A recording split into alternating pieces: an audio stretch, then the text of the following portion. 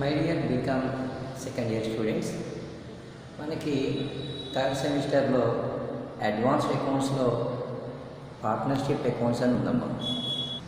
ఈ partnership accounts చాప్టర్లో మనం profit and loss adjustment account, admission of partner, retirement of partner చదువుతామమ్మా. Death of the partner కూడా. These 3 topics. Partnership is a agreement between two parties or two persons to do the business jointly by making an agreement. That agreement is known as partnership deed. Okay. So after the preparation of profit and loss account, we prepare a profit and loss adjustment account. Here the net profit should be taken in the credit side.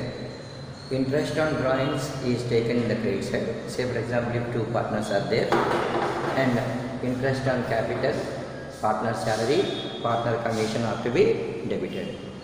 My dear students, partners capitals are 2 kinds, like fixed capital and fluctuating capital. If the capital introduced at the beginning of the year, if it is going to be the same till the end of the year, that is said to be fixed capital.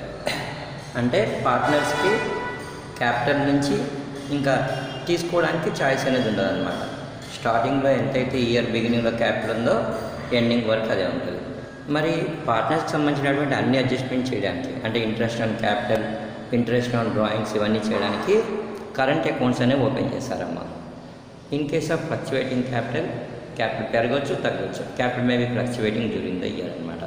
So here you need to calculate new profit sharing ratio of the partners అన్నమాట. New profit sharing ratio is equal remaining ratio into old ratio.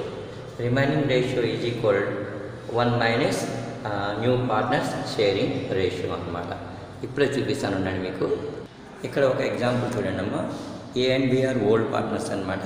They admit C into partnership by giving 1/15 future share. ఇప్పుడు remaining ratio ఎంత? 1 minus 1/5, 4/5. 5 నుంచి ఒకటి పోతే 4/5 అమ్మ. A new ratio is equal remaining ratio into old ratio. Remaining ratio ఎంత? 4/5. old ratio ఎంతమ్మా? 3:2 అంటే 3/5 అనమాట. అంటే ఇక్కడ మనం చూస్తున్న 3 12, 5 × 5 25. అలాగే బీది టోటల్ 25 షేర్స్ ఉన్నాయమ్మా. దాంట్లో 12 షేర్స్ ఏకి వెళ్తే 8 షేర్స్ బీకి వచ్చాయి. అంటే రిమైనింగ్ 5 షేర్స్ ఎవరు అమ్మా? సి అనమాట. ఇలా చేయాలి ఏమో. ఇక్కడ మీరు you are going to do admission of partner and also retirement of partner and death of the partner. మరి ఈ యూనిట్లో మీరు ఏం నేర్చుకోవాలంటే అమ్మా, ఈ ప్రాఫిట్ అడ్జస్ట్మెంట్ అకౌంట్ ఒకటి, ఫిక్స్డ్ క్యాపిటల్, ఫ్లక్చువేటింగ్ క్యాపిటల్ నేర్చుకోవాలి. కంపల్సరీ క్వశ్చన్ అది. అడ్మిషన్ అండ్ రిటైర్మెంట్ నుంచి ఒక క్వశ్చన్ గ్యారంటీగా ఉంటుందమ్మా. మొన్న ప్రీవియస్ ఎగ్జామ్లో మొన్న జూలైలో అనుకుంటామా రిటైర్మెంట్ మీద వచ్చిందమ్మా క్వశ్చన్. ఈసారి అడ్మిషన్ చూసుకోండి అమ్మా మంచిగా. నేను నా వీడియోస్ అన్ని చక్కగా ఫాలో అవ్వండి ఏమ్మా. The act which is relating to partnership forms is Indian Partnership Act 1932 అనమాట. The agreement made by the partners before starting the business is said to be partnership deed.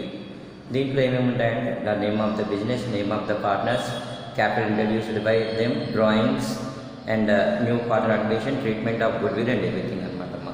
In the absence of partnership deed, my dear students, the partners has to share profits and losses equally, and no interest on capital will be provided. If any partner gives any loan, he will get 6% of interest అనమాట. Okay అమ్మా. ఇది ఒక important theory నేను చెప్పానమ్మా. Wish you all the best my dear students.